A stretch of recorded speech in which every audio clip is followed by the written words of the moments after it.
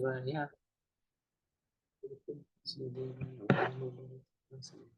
Hare Krishna, dear devotees. Thank you so much for joining today. We wanted to seek the blessings of Radha Shyam Sundar, Radha Mata of Krishna Balaram, Radha Prabhupada,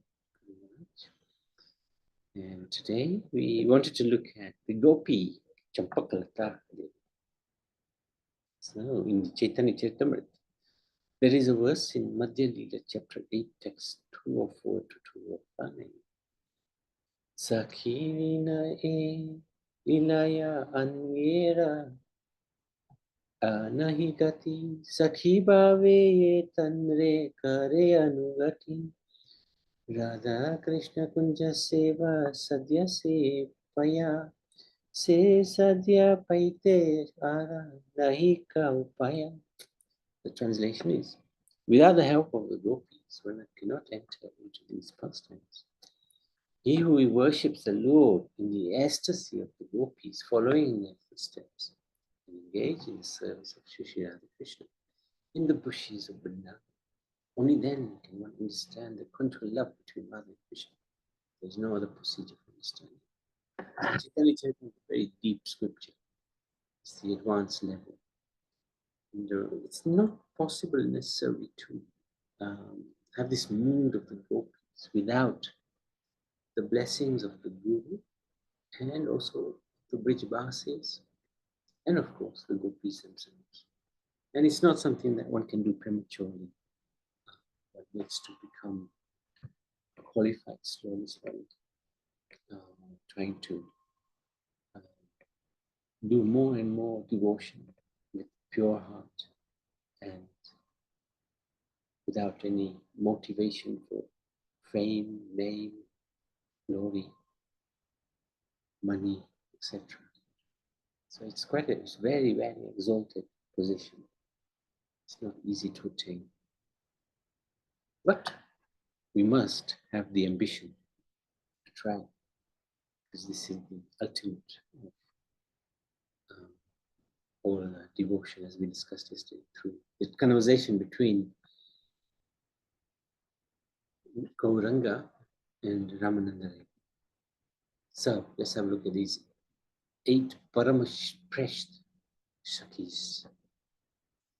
Lalita Vishaka, we try to not understand, but try to get an idea of what they're like. And today we look at Champaklata, there's Chitra, Tunga Vidya, Induleka, Nangadevi, Sudha. So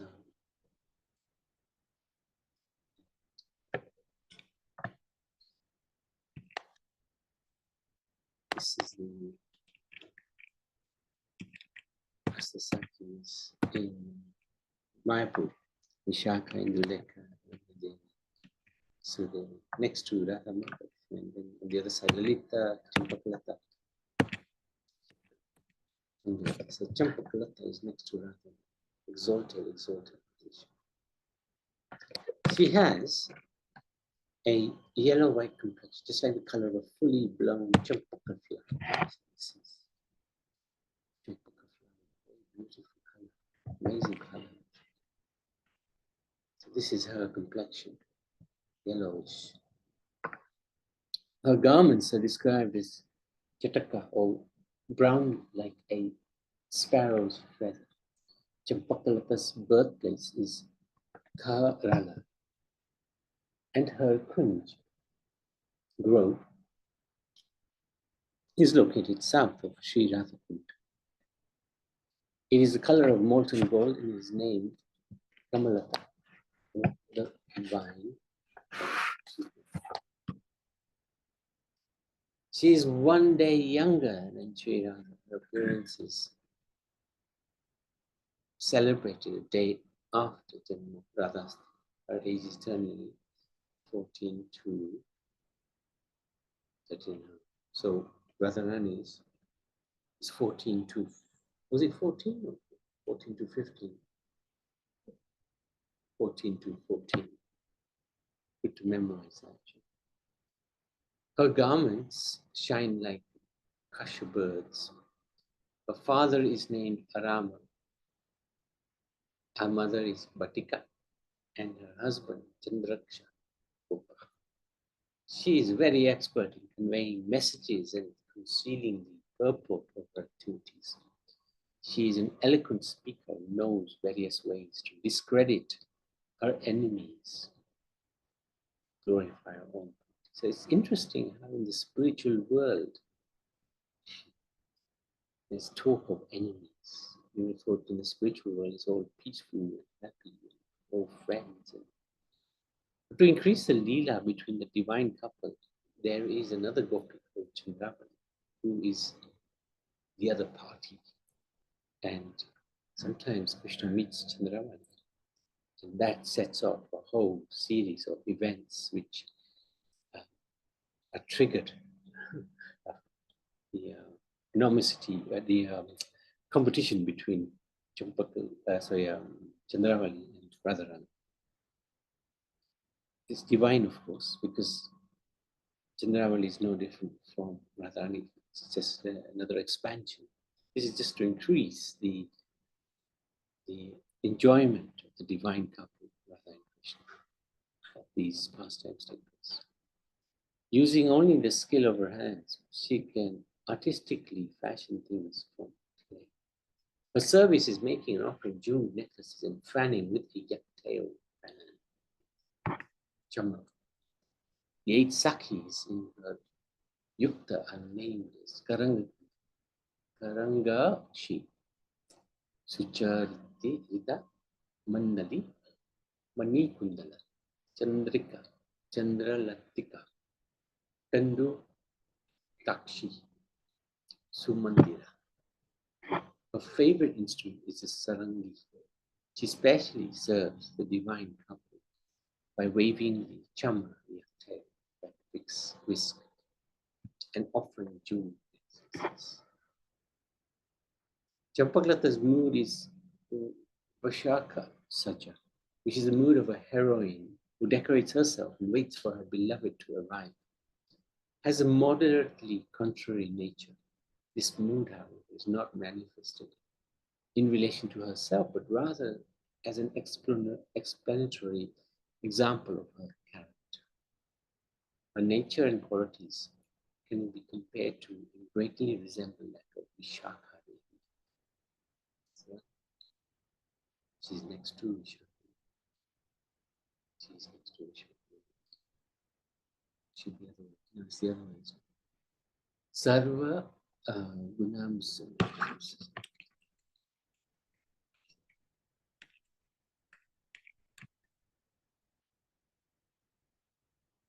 Yeah, so the other side. Let's do that.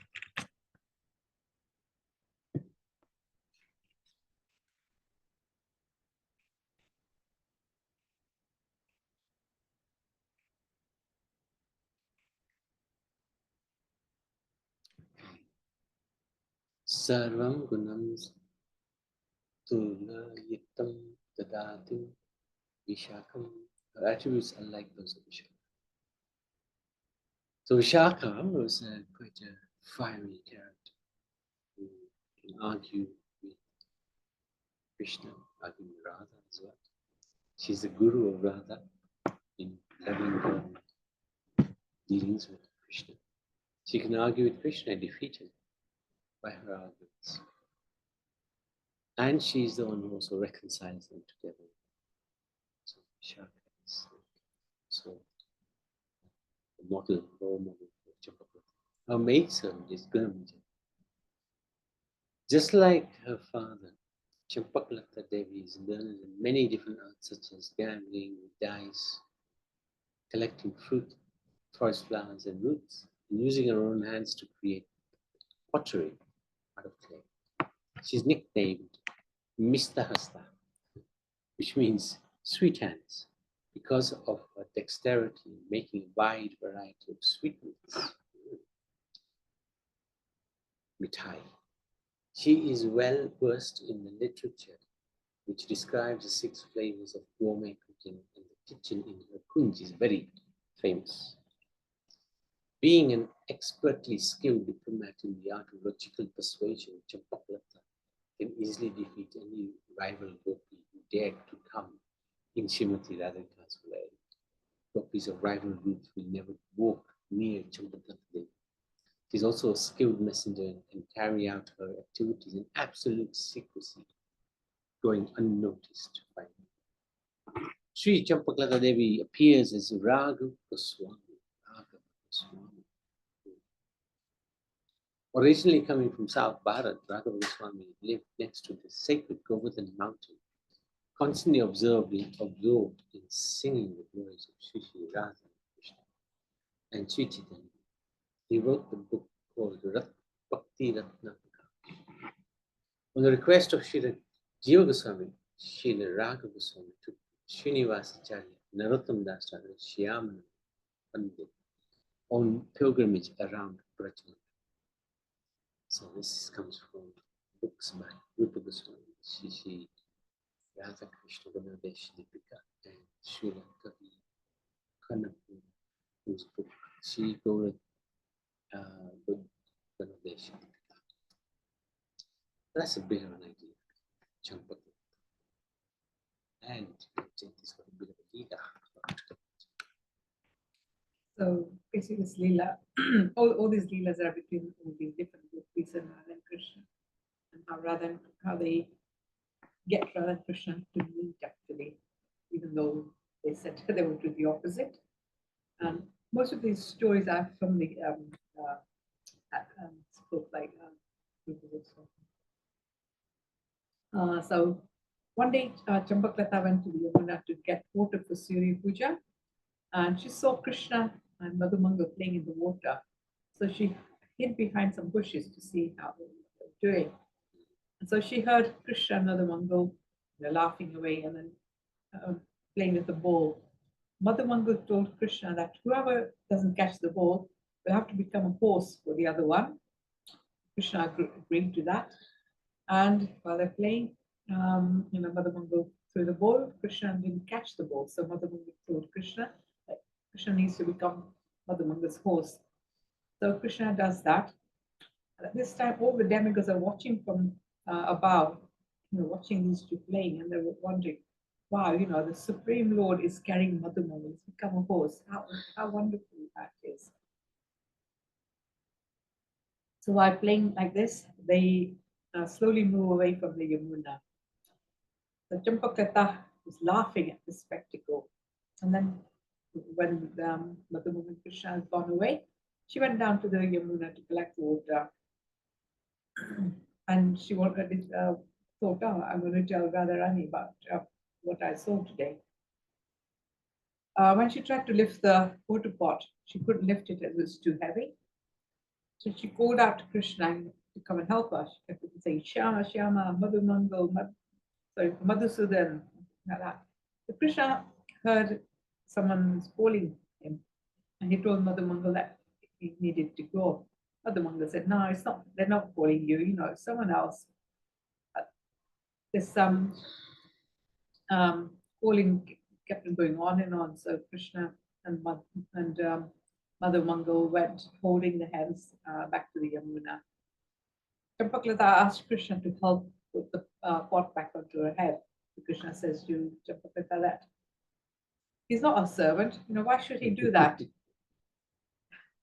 So Champaklata tells Krishna that she would rather how unhelpful he is and not to ever talk to Krishna. So Champaklata runs to Radharani and tells her how arrogant Krishna is. Radharani tries to subdue and tells her that she will not speak with Krishna. So Radharani always listens to her Sakhis. Even though she wants to speak to Krishna, to pacify her Sakhis, she will say that she will never speak to Krishna, and she follows that.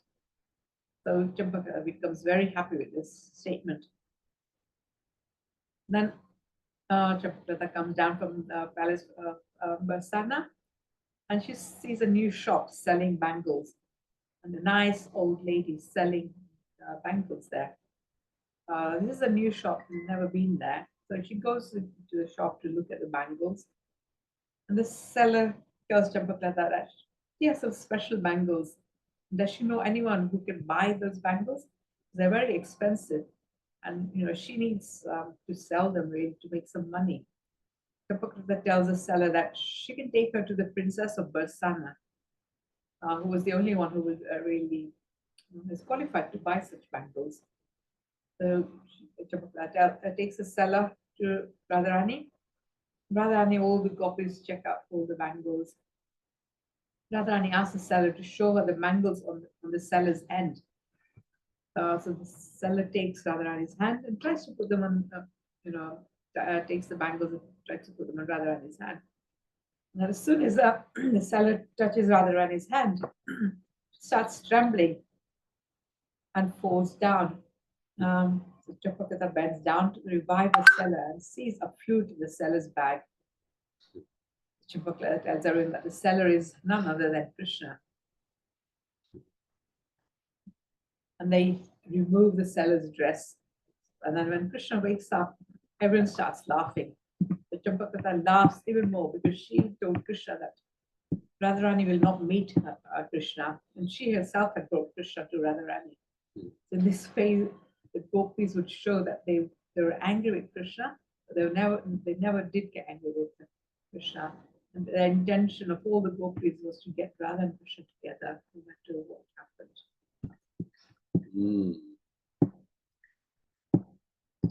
Very good. Thank you so much. Very nice question.